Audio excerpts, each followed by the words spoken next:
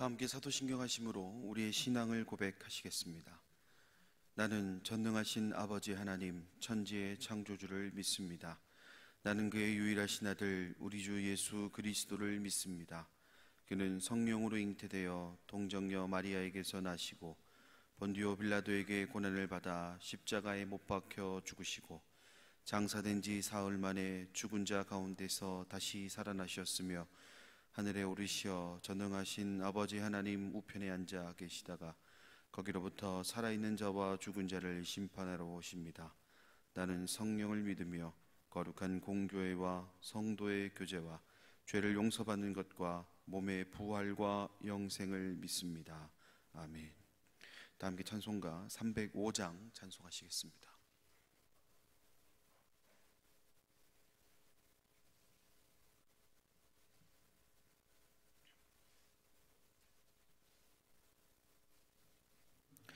나 같은 죄인 살리신 주 은혜 놀라워 잃었던 생명 찾았고 광명을 얻었네. 큰 죄악에서 건지신 주 은혜 고마워. 나 처음 믿은 그 시간 귀하고 귀하다. 이제껏 내가 산 것도 주님의 은혜라. 또 나를 장차 본향에 인도해 주시리. 거기서 우리 영원히 주님의 은혜로 해처럼 밝게 살면서 주 찬양하리라.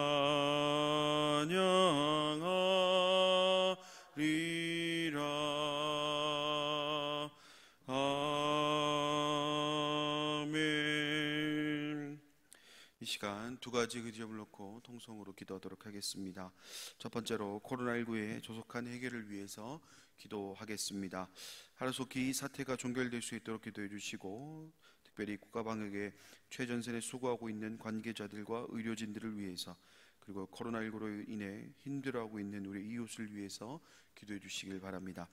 두 번째로 공예배의 온전한 회복을 위해서 기도하겠습니다. 코로나19 사태로 인해 많이 움츠러들었던 우리 가자 공동체 회복을 위해서 기도해 주시고, 또 공예배의 온전한 회복을 통해서 주님께 더 큰 영광으로 나아갈 수 있는 우리 가자 공동체가 될 수 있도록 이 시간 우리 두 가지 기도점을 놓고 통성으로 기도하도록 하겠습니다. 자비로우신 아버지 하나님, 은혜와 사랑을 감사드립니다. 오늘도 주님께만 소망이 있음을 고백하며 기도. 주님, 코로나19 이 사태가 하루속히 종결될 수 있길 소망합니다. 참 많은 시간 동안 많은 사람들이 힘들어하고 또 아파하고 있는 것이 사실입니다. 그렇기 때문에 더욱더 주님만이 모든 문제의 해결이심을 고백할 수밖에 없음을 또한 고백하는 우리의 입술입니다. 주님, 하루속히 이 사태가 종결이 되어서 우리의 삶이 회복이 되고 우리의 신앙이 회복이 되고 우리의 생활과 모든 사회의 문화들이 회복되어서 다시금 정상적인 모습으로 또 살아갈 수 있도록 주님 또한 인도하여 주시옵소서. 특별히 이 사역을 위해 수고하고 애쓰는 우리 국가방역의 최전선에 있는 우리 관계자들과 의료진들 주님 기억해 주시고, 또 그들의 헌신과 그들의 노력을 통하여서 또 이 사태가 또 하루속히 종식되는데 또 부족함이 없도록 인도해 주시옵소서. 특별히 또한 코로나19로 인해 힘들어하고 있는 우리 이웃들이 있습니다. 주님, 그 이웃들 주님께서 만져주시고 위로하여 주사 그들이 코로나19 때문에 넘어지고 쓰러지고 엎어지는 것이 아니라 주님의 손길로 인해서 주님의 손 붙잡고 다시금 일어날 수 있는 우리 이웃들 될 수 있도록 인도하여 주시옵소서. 또 간절히 빌고 원하옵기는 우리 가자 공동체의 공예배의 온전한 회복을 위해서 기도합니다. 주님, 코로나19로 인해서 예배가 많이 위축되었고 또 많이 축소된 것이 사실입니다. 다시금 공예배의 온전한 회복을 통해서 움츠러들었던 우리 가자 공동체가 회복되고 또 이 사태가 해결되는 것을 통하여 이전보다 더 뜨겁게 주님께 찬양드리고 기도하고 예배하는 우리 가정공동체 될 수 있도록 주님 전적으로 이끌어 주시옵소서. 주님께서 이끌어 주시고 도와주신다면 우리의 모든 삶에 또 긍정적인 효과들을 주님 경험하게 될 줄 믿습니다. 우리 가정공동체가 온전히 회복되어질 수 있도록 주님 인도하여 주시옵소서. 이 시간 사랑하는 담임 목사님을 통해 오늘 우리를 향한 하나님의 귀한 말씀을 듣게 하시니 감사합니다. 저에게 공급해 주시는 이 생명의 양식을 통해 주님이 주시는 참된 기쁨과 평안을 누리는 이 시간이 되게 하여 주옵소서.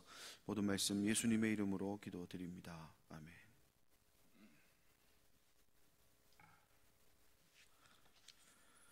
오늘 우리에게 주시는 하나님의 말씀은 신명기 32장 10절로 12절까지 오늘은 보도록 하겠습니다. 신명기 32장 10절로 12절. 우리 한 절씩 교독하고 마지막은 합독합니다. 10절입니다. 여호와께서 그를 황무지에서 짐승이 부르짖는 광야에서 만나시고 호위하시며 보호하시며 자기의 눈동자같이 지키셨도다.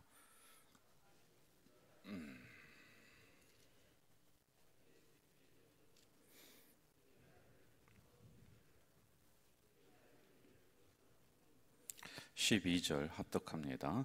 여호와께서 홀로 그를 인도하셨고 그와 함께한 다른 신이 없었도다. 아멘. 오늘은 이제 이 말씀이 참 좋아서 제가 이 말씀을 우리 성도님들과 새벽에 묵상을 좀 해야 되겠다. 원래 순서로는 그 다음 순서로 나가게 되어 있습니다. 그러나 그것을 좀 건너뛰고 오늘은 이 말씀으로 우리가 함께 은혜를 좀 받으려고 합니다. 오늘 우리가 기억해야 될 두 가지 단어는, 하나는 이제 눈동자라고 하는 단어 하나를 기억하시고요. 그리고 또 하나는 독수리 새끼, 이렇게 이제 기억을 좀 하시면 쉬울 듯 싶어요. 여러분, 이제 우리의 그 신체 구조를 보면은 눈이 있고 이 안에 눈동자가 있습니다. 이 성경에도 눈동자와 같은 그런 성경이 있어요. 성경을 우리의 육체로 비유를 하거든요. 그래서 얼굴은 어떤 부분이냐면은 마태, 마가, 누가, 요한복음을 이제 우리의 얼굴이라고 이렇게 봅니다. 그럼 이 얼굴 중에서도 눈동자가 있거든요. 이것을 예수님이 친히 말씀하신 것, 사복음서 안에 빨간 글씨로 다 이렇게 되어 있는 거 있잖아요. 그러니까 이제 예수님이 친히 말씀하신 것은 빨간 글씨로 이렇게 써놨단 말이죠. 그것을 눈동자와 같다, 이렇게 우리가 배울 때 선생님들이 가르쳐 줍니다. 그만큼 이제 눈동자가 중요하다는 거겠죠. 그래서 하나님이 자동적으로 눈동자를 보호할 수 있도록 눈꺼풀도 그리고 눈썹도 이렇게 이제 주셨단 말입니다. 그만큼 민감한 부분이 눈동자이기 때문에 그렇다. 그리고 연약한 부분이다. 그리고 보호받아야 될 부분이 눈동자 하는 거예요.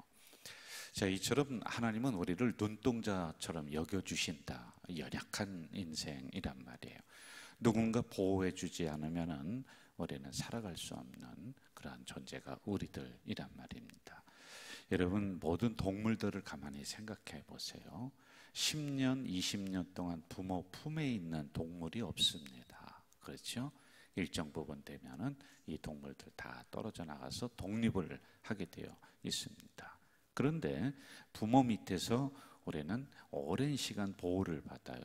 이처럼 우리는 하나님 밑에서 평생 동안 보호를 받지 않으면은 이 눈동자처럼 연약한 존재라 상처나기가 쉽다라고 하는 겁니다. 그래서 눈동자처럼 여겨주신다라고 하는 겁니다.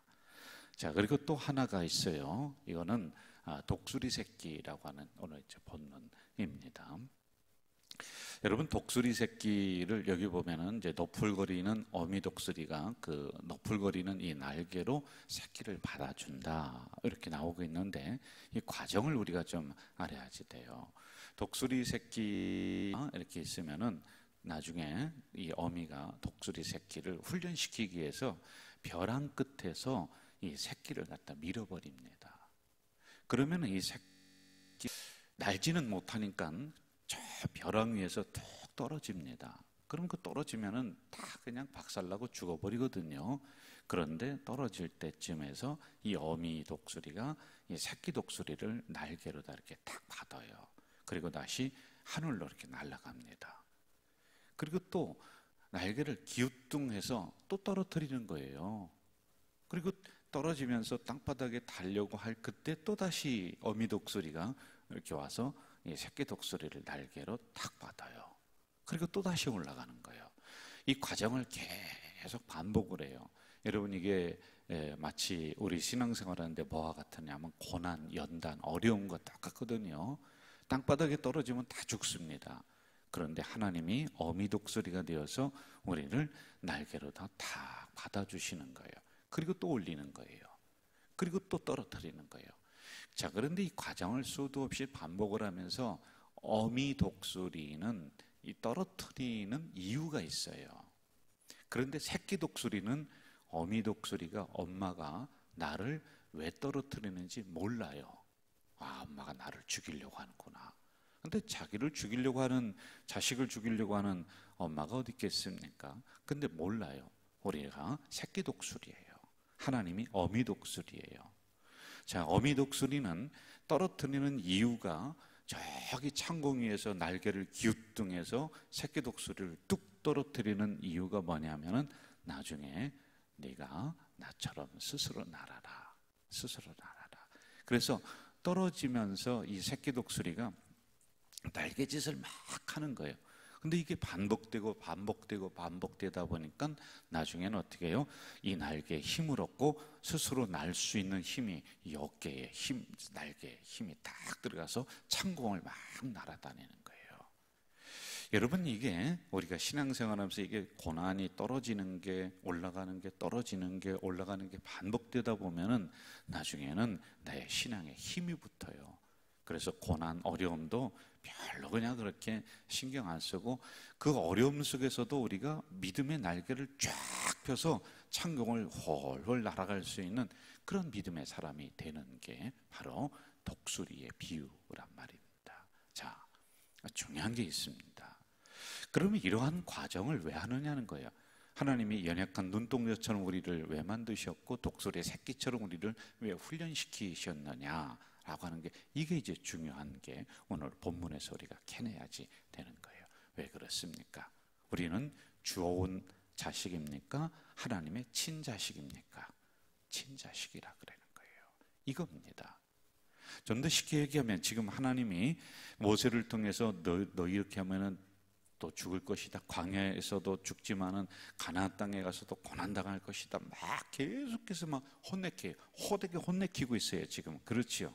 그러면 이스라엘 백성이 주온 자식이기 때문에 그래요? 친자식이기 때문에 그래요? 친자식이라 그러는 거예요. 친아들이에요.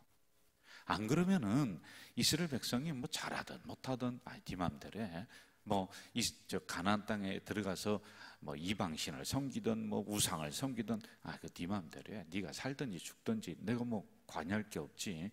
이렇게 된단 말이에요. 그런데 하나님은 친자녀이기 때문에 이스라엘 백성들 향해서 모세를 보내서 계속적으로 지금 채찍질을 가하고 있는 거예요.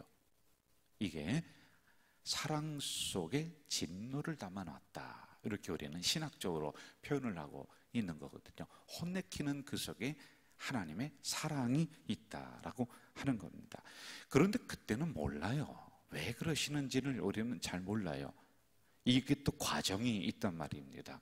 제가 이걸 묵상을 하면서 옛날에 그 생각이 나더라고요. 옛날에 아버지가 어머니가 왜 나를 그렇게 혼내키셨을까? 저 서운했던 적이 참 많았거든요. 근데 그때는 몰랐어요. 근데 제가 결혼을 하고 자녀를 낳고 키우다 보니까 아, 이런 거구나. 그때 저희 어머니가 뭐라고 하느냐면은, 너도 이놈아 결혼해서 자식 낳아봐, 새끼 낳아봐. 그때는 요만큼도 몰랐어요. 그거를요. 그냥 서운하기만 했어요.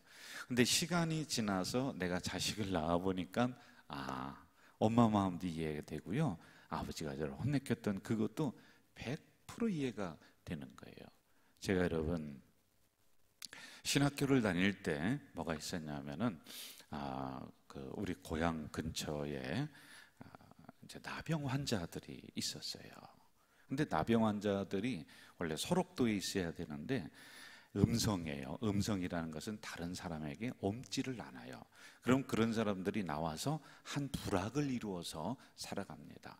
거기에서 양계를 하고 또 돼지를 키우고 그래 자립을 하면서 살아가는데 그들이 다 하나님을 믿어요.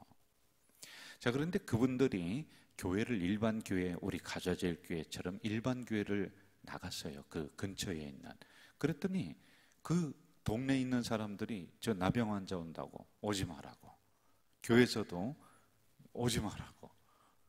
그러니까 이 사람들이 얼마나 서럽겠어요. 예배는 드려야 되지. 참 이게 굉장히 서럽고 힘든 거예요. 그래서 제가 그 소식을 듣고 신학교 때 그 나병 환자촌을 제가 쫓아갔어요. 내가 예배를 인도하겠다고. 그래서 제가 예배를 인도를 계속 했었죠. 근데 참 저는 그때만 해도 제가 순수했죠. 지금 같으면은 이렇게 잠깐은 할 수 있을 것 같은데 오랜 시간은 못 할 것 같아요. 끝나고 나서 떡 해주면 떡같이 떼어 먹고, 고구마 쪄주면 고구마 같이 나눠 먹고. 근데 그분들이 손가락이 이런 데가 눈 같은 게 없어요. 한쪽이 없고 이렇게 입이 뭐 이렇게 틀어. 근데 자녀들은 멀쩡해요. 괜찮아요. 근데 손가락도 뚝 떨어져 나가고, 그런데 만져도 옮지는 않아요. 자, 이런 상황에서 제가 오랫동안 이렇게 그 예배를 드리면서 나중에는 그 동네에 교회가 하나 건축이 됐습니다. 그때 막 기도하고 막 그랬던 제가 기억이 나거든요. 사랑방에서 예배를 드렸어요. 참 뜨겁게 예배를 드렸던 기억이 나요. 자, 그런데 이 소식을 우리 엄마가 알게 됐어요. 집사님이에요. 아버지도 집사님, 회계 집사님이에요.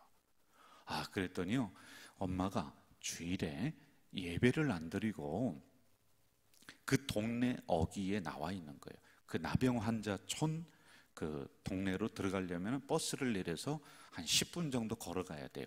그 버스 내리는 거기에 엄마가요, 치마를 입고 주일에 그 시간에 나와서 앉아서 나를 기다리는 거예요. 한참 우리 그 집에서, 시골집에서 걸로 다 나오야 되거든요. 굉장히 멀어요. 그런데 어떻게 차를 타고 어떻게 해서 그 주일에 제가 예배 드리러 가는 그 시간에 엄마가 나와서 딱 기다리는 거예요. 날 칭찬하려고 그랬을까요? 아니에요. 너희놈 자식 우리 집 말아먹으려고 그랬냐고. 응? 네가 이놈아 나병 환자촌에 드나든다는 이야기가 동네에 점점 소문나고 이거 다 사람들이 알게 되면은 너희들 형 결혼도 못하고, 응? 우리 집은 나병 환자 그런 소문이 난다는 거예요. 그런데 제가 그때 이해를 못했어요. 엄마, 이게 얼마나 소중한 일이고 얼마나 의미 있는 일이야. 하나님이 얼마나 기뻐하실까. 그런데도 엄마는 뭐 막무가내로 절대 안 된다. 내가 죽으면 죽었지 네가 여기를 못 들어간다. 그 어귀에서 탁 막고 있는 거예요. 그래서 제가 하도 억울해서 시골에 있는 고향교회에 있는 목사님을 찾아가서 막 울었어요. 제가요. 왜 집사님이 돼서 그것도 모르냐고, 믿음이 있느냐고 제가 막 그랬어요. 그런데 여러분, 제가 시간 지나니까 지금은 이해가 돼요. 정말로 이해가 되는 거예요. 그렇구나. 이게 믿음이 있느냐 없느냐로 평가할 문제가 아니구나. 이제 그 다음에 교회가 쓰고 이렇게 했습니다. 자, 우리는 이렇게 혼나고 연단당할 때 그때는 잘 몰라요. 그러나 시간 지나서 그렇구나. 하나님이 나를 친자녀로 여기시기 때문에 이렇게 독수리 새끼가 뚝 떨어지는 것처럼 그리고 연약한 눈동자처럼 그렇게 만들어 주시는구나. 이걸 알게 될 때가 있다는 거예요. 그럼 그 알게 될 때가 언제냐? 5단계로다가 나눠요. 새벽에 아주 간략하게 좀 봅시다. 히브리서 12장 5절과 6절에 보면 제가 읽어만 드릴게요. 잘 들으세요. 내 아들아, 주의 징계하심을 경히 여기지 말라. 그에게 꾸지람을 받을 때에 낙심하지 말라. 주께서 그 사랑하시는 자를 징계하시고 그가 받아들이시는 아들마다 채찍질 하시느니라. 징계를 다 받는 것이지만 징계가 없으면 사생자요 친아들이 아니다. 이렇게 나와요. 징계가 있다는 거예요. 채찍이 있다는 거예요. 자, 그런데 이 자녀를 얘기할 때는 크게 2가지로 얘기해요. 처음에는 뭐냐면 테크나, 기억 안 해도 돼요. 새벽에 제가 원어를 얘기하는데 이거 설명을 하려고 그래요. 테크나라는 뭐냐면은 징계를 이해를 못하는 아들, 철이 없는 아들, 왜 때려? 그러는 아들, 이걸 테크나라고 그래요.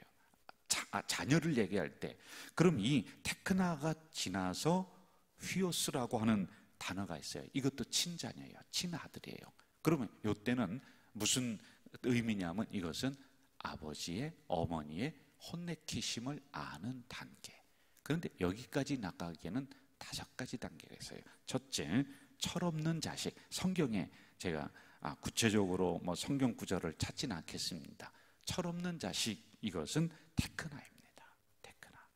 자, 이것은 무슨 의미냐면은 대개 이때 특징은요, 원망, 불평, 불만, 시험, 신앙도 똑같아요. 여기에 있습니다. 여러분 어디에 있는지 잘 보세요. 그래서 작은 시험 속에서도 확 흔들려 버려요. 하나님이 왜 이런 어려움을 주시느냐고 막 떠나는 거예요. 집을 나가는 거예요. 교회를 나가는 거예요. 이게 아직 철없는 자식이에요. 신앙생활은 50년 됐지만은 지금 아직은 애기라는 거예요. 애기라는 거예요. 이걸 테크나라고 합니다. 그리고 2번째는 이성적으로 생각하는 자녀의 단계가 있어요. 아버지가 왜 때리지? 엄마가 왜 저렇게 나와서 골목에서 나를 못 가게 지금 막고 있지? 왜 그러지? 라고 조금 생각하는 단계로다가 나아갑니다. 아직 휘오스는 안 됐어요. 친아들, 참아들, 철이 난 자식은 아직은 안 됐어요. 그리고 세 번째는 꾸지람을 받을 줄 아는 자녀의 단계. 여기까지 우리가 나아가게 됩니다. 고난 속에서도 도망가지는 않아요. 그 고난을 달게 받아요. 그런데 뜻은 잘 몰라요. 도망은 가지는 않지만은 왜 혼내키는지, 이 시험이 왜 오는지 그 뜻은 잘 몰라요. 자, 그리고 4번째는 징계를 달게 받는 아들, 참아들, 자녀, 징계를 달게 받아요. 이때는 하나님의 호되게 혼내키는 것 뜻을 알아요. 의미를 알아요. 그런데 아직 휘오스까지는 가지는 않았습니다. 그런 자녀에게는 강하게 훈련하는 거예요. 부모들은요. 더 강하게 매를 드는 거예요. 그리고 더 강하게 높이 올라가서 뚝 떨어지는 그러한 과정을 또 겪게 하는 거예요. 의미를 알아서 도망가지 않아. 나를 왜 혼내키는구나.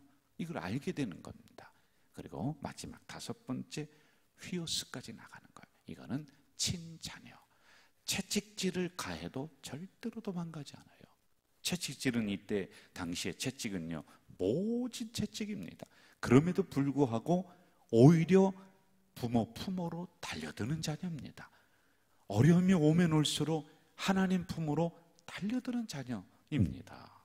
이게 친아들, 이게 휘오스예요. 이게 참자녀란 말입니다. 이것을 얘기해 주고 있는 거예요. 진노 속에 하나님의 사랑이 있구나. 이걸 깨닫게 되는 단계란 말입니다. 저는 우리 새벽에 나온 우리 성도님들이 이러한 휘오스, 친자녀, 이 단계까지. 그래서 나에게 하나님이 연약한 눈동자 같은 것도 주시고 독수리 새끼처럼 올렸다가 뚝 떨어지는 과정도 이렇게 주셨지만은 이 휘오스까지 가서 그렇구나, 진노가 아니구나, 혹시 진노라 할지라도 그 안에 사랑이 더 크구나, 하나님의 은혜가 더 크구나, 이걸 끝나면 하나님이 더 큰 복을 주시겠구나, 이것을 다 깨달은 우리 성도님들이 되시기를 주의 이름으로 축원합니다. 이것이 바로 오늘 10절에서 12절까지 말씀해 주시고 있는 내용이다라고 하는 겁니다. 한 구절 더 보고 마치겠습니다. 그럼 이렇게 하는 이유가 어디에 있을까? 성경에서 찾아볼게요. 욥기 23장. 나의 가는 길을 오직 그가 아시나니 그가 나를 단련하신 후에는 내가 정금같이 나오리라. 정금으로 만드시려고, 친아들로 만드시려고, 친자녀로 만드시려고 하나님이 그렇게 하는 거예요. 주워온 자식은 매도되지 않습니다. 예? 그냥 떡 하나 더 주고 맙니다. 그러나 친자녀는 매를 대면서, 연단하면서, 재련하면서 우리들 안에 있는 불순물을 쭉쭉 빼내는 거예요. 수천 도나 되는 그 뜨거운 불 속에 들어가서 우리들 안에 있는 나쁜 것들을 다 빼내서 나중에는 정금 같은 신앙으로 만들어 주시려고. 저는 혹시 연약한 눈동자 같은, 그리고 독수리 새끼처럼 뚝 떨어지는 그런 과정 속에 우리 성도들이 있습니까?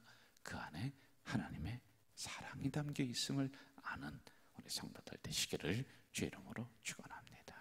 전능하신 아버지 하나님, 이스라엘은 주워온 자녀가 아니라 참 자녀, 참 자식입니다. 우리도 친자녀입니다. 그러나 채찍이 가해질 때 우리는 불평하고 불만하고 도망가는 수준입니까? 아니면은 휘오스가 돼서 채찍질을 알고 왜 때리시는지를 알고, 그리고 그 채찍에 도망가는 것이 아니라 오히려 하나님 하며 달려드는, 하나님을 꼭 끌어안는 그런 우리의 믿음의 수준입니까? 하나님, 우리가 점점 휘오스 친자녀로 깨달아 나아가는 은혜가 있을 수 있도록 주여 도와주시옵소서.